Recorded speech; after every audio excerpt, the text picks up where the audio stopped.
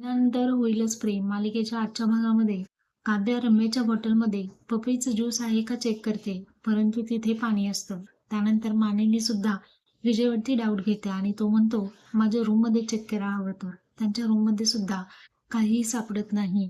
आणि आपण पाहतो की या दरम्यानच पार्थ आणि जेव्हा हे दोघं घरी येतात, परंतु त्यांना कोणीही काही सांगत नाही. घरी आल्यानंतर जेव्हा विचारतो, अगं काय झालं? नंदिनी म्हणते, बाळाचं विचारा.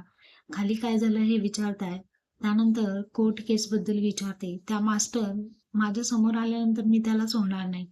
असं सिरियस डिस्कशन होतं. त्यानंतर विजय हा वसुहत्याला म्हणतो, की रम्यासाठी मी काहीही करायला तयार आहे.